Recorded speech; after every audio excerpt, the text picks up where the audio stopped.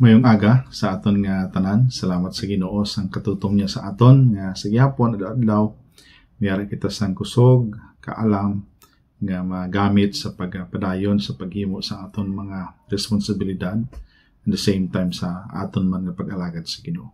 Subong aga sa aton nga pagmamalandong sa pulong sa Ginoo.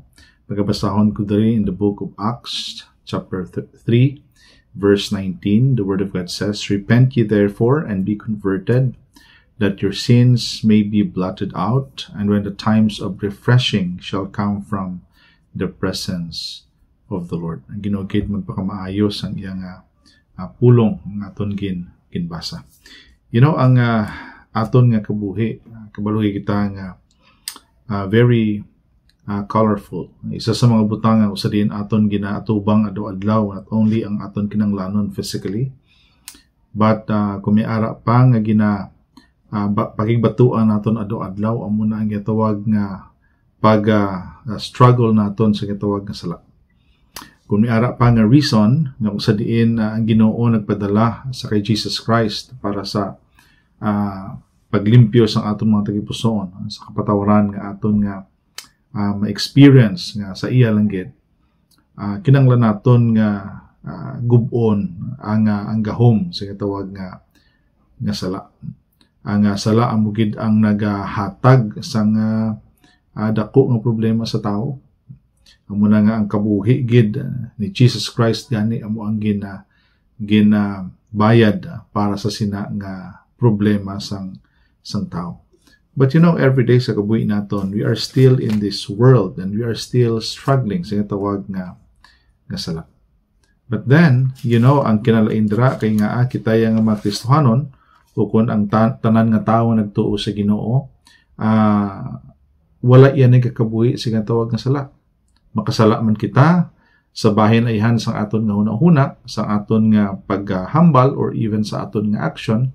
But then makita natin that the Holy Spirit is always trying and making ourselves convicted sa sining mga butang. In other words, luyagid sa Ginoo nga aton nga matalupangdan nga mga butang nga sala kag hindi insakto sa atubangan. Aton gid nga gubon ang iya nga gahom sa aton nga kaugalingon. Ganito sa mga aga ang aton nga pagkatun-an victory over sin.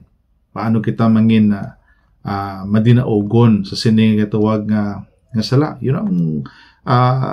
Isa sa pinakamatahom dali kay nga the Lord is always ready and willing to forgive every person nga naga-struggle man sa katawag nga sala. But sa ganon kung may gid ni handumon or ginahandom ang tao, ang Ginoo ay mean sa tao, ang tao ya mangin insakto gid ang kabuhi niya. Kaya kung may panghandumon ang tao sa kabuhi niya is not only to become a prosperous one sa bahin ayhan sang iya nga pagkabuhi, physically, sa iyang ayhan nga trabaho, sa iyang ayhan nga negosyo, or whatever nga iya ginabisihan, but then mangin man din naugon sa sining struggle mo ang sala. Tungod nga nakabalo kita, anhunta ang mga butang nga ara diri sa kalibutan ni gina-enjoy naton kung ang sala man lang amo ang naga-control sa aton kabuhi. Ang pagdumdum sa aton si Ginoo kadako gid sang bahin niya sa aton. Luyag niya gid ang tagtagsa sa aton magakabuhi nga insakto gid sa iyang atubangan. Una diri makita naton kag aton bagatan-awon diri kung paano mag-develop ang tawag nga sala. Isa sa mga gina-mention naton permi ang word nga temptation. So the first stage of temptation una gid nga makita naton diri is the word desire. In James chapter 1 verse 14, "But each one is tempted when he is drawn away by his own desires and enticed." Kita nga mga desire. But then, ang ginahambal diri nga desire is the word lust. You strongly desire for something. Kung may mga bagay nga gina-desire naton sa aton hugalingon, nga hindi iya makahimaya sa Ginoo, nga aton nang ayhan nga unudnon nga kabuhi ang maga-enjoy sini, nga kung sa diin naga-disobey kitaya sa kabutan sa Ginoo, that is lust, that is desire, yung sa diin kalibutanon. And second is not only the word desire but the word enticement. Una-una, wala lang nga ginahandom, but then kung hindi naton ina mapakigbatuan, ang ina iya nga gina-desire naton, mag-aabot kita nga maga-dwell na kita dra, ma-entice na kita. So it is an opportunity and encouragement to satisfy the desire. Kung naginambal naton, masarap ang bawal. Kaysa, gapakasala na siya man, kahimo na siya sala, daw para siya daw okay lang tanan. Sometimes, we feel good kung maghimo kita sang sala, but then kung tulo ko naton, during that time or that moment nga imo ginahimo na, maybe nag-enjoy ka. But then later, you will realize nga imo gali ginahimo hindi mayo. It will hurt yourself, it will hurt other people, and most especially, it will hurt God.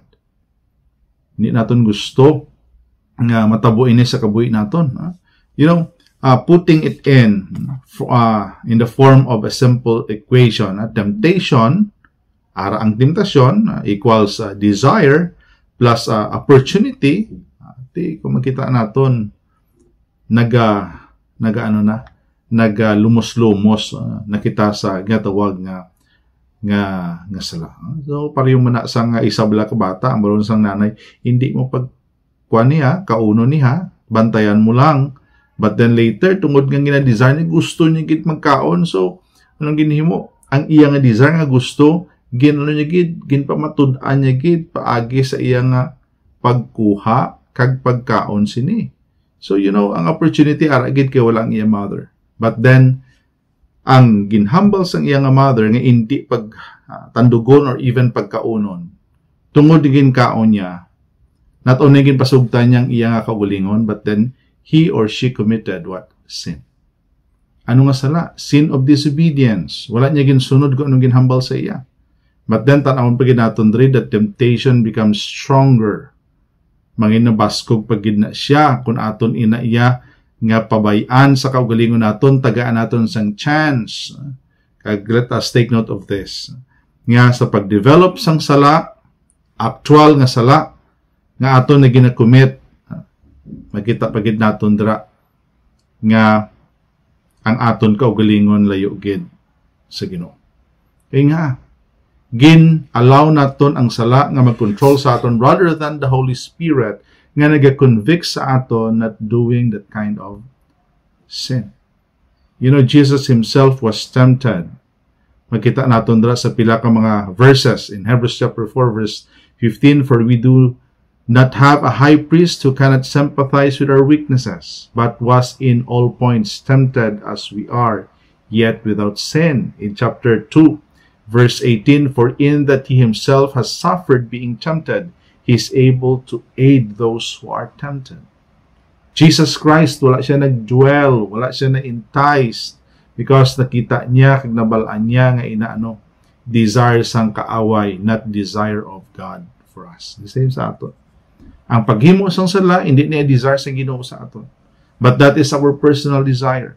But take note of this, aton lang gid nga goal every day. Mahimo ko sa isa ka butang, himuon kong isa ka butang, because I want to glorify God. In other words, hindi naton ma-perform ang ina nga desire to glorify God kung ang aton nang iya kaugalingon, ang aton ginatulok, ang aton gina-aim para lang sa aton nga personal nga kalipay. Ang second stage nga makita naton diri is not only about temptation, kung paano mag-develop ang ginatawag nga sala sa aton. But second, makita naton diri sin itself. When we desire, ginahimo gid naton. Kahit nami man ang aga-desire ka, ang ginahimo mo. Pero let us remember, nga ang aton balaga na desire, that is the will of God.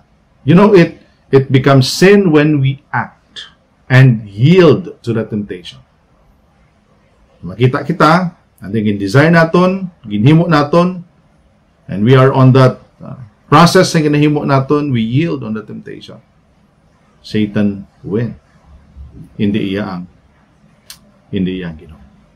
So, kung makita naton dra on the third stage, it involves the consequence. Muna ni ang hindi natin gusto nga matabo, but then the reality is the Lord will give consequence to those people who what? Who dwell or yield that kind of sin. You know, hambal gani in James chapter 1 verse 15, then we desire has conceived and it gives birth to sin, and sin, when it is full grown, brings forth death. So ang death di ginambal diri, that is destruction, that is pain, struggle, agya naton, ma-experience naton. Ang Ginoo hindi bulag, ang Ginoo hindi bungol, ang Ginoo is not insensitive sa mga butang na ginahimo sang tao, nga nakabalo siya nga hindi will niya. May ara ka nga free will. May ara kita nga free will. So nakita naton, the Lord gave us what? Intellect and will. So may ara kita kaalam, and the Holy Spirit ka nag-convict sa aton. But sometimes we allowed sin to control us rather than the Holy Spirit. So ang kakatabo, himuon naton ang isa ka bagay nga sala sa kabubuton sa Ginoo. We enjoy it, and then later we will, hambal sa pulong sa Ginoo, we will experience consequence. You know, hindi nato handomon ang consequence. Kung may ara pa kitang handomon is tani the blessings of God, not the consequence. Kabalo kita may mga konsekwensya nga may lanak makabangon pa kita. May mga konsekwensya kung isa nga daw hindi naton gid masarangan, but then the Lord gusto niya gid experience His wrath against sin. Gusto niya gid ipa-experience sa mga tao na nag-disobey that He is a holy God. He is a blameless one. He is a God who is pure, and He wants everything in order, perfect, sa iya gid nga kabubuton. Yun ang ginatawag diri nga death that is about separation. Ito muna, may mga tao yang nag-claim sila nga sila mga sumulunod sa Ginoo, and then nangin anak sa Ginoo, but then wala na nabantayan nila hugalingon, naga-enjoy sila sa ginatawag nga sala, and then later they will become what? Separated sa Ginoo. Di na sila magsimba, nauya sila, and then later, why nagit? Nagalumos-lumos nagit sa ginatawag nga sala, kaga naga-enjoy sa kalibutan. But you know, maybe you will own the world later. But then I tell you, pangitaon na mangyapon ng kalipay. In other words, the world could not give us the joy nga ginahandom sa tao. May kulang gyapon once nga wala ka sa pag-alagad sa Ginoo. Ang tabla mga tao, mambal kayo, damo mo sila kwarta, damo mo sila mga properties, damo sila, may gahom sila, but then, daw may kulang gyapon. Yes. Kita mo, ginasunod gyapon nila, ga-explore gyapon sila kung ano darang ang mga butang. Because they want to find something nga maka-satisfy sa ila. May mga pala, makita ko ni gani, this is the end. Amo ni, hindi na ako mag-handom sa iwan pa. But then nga, pangita gyapon na napangita, because they could not find that joy nga pangita sa ilang kaugalingon. Why? Because they lacking something. They lacked Jesus. Sila tagipuso. You know, once kaning ara kita sa sala, the Lord could not give us joy. Maybe tagaan kita sa kalibutan, umalagi lang. But then in the long run, we will experience death, separation, struggle, pain, and whatever ng mga bagay nga gusto ipabatsyag sa Ginoo sa aton, hindi siya lang ulangon nga Diyos para sa aton. You know, ang aton na ginatanaw diri as we conclude sa sininga pagtuon naton sa pulong sa Ginoo.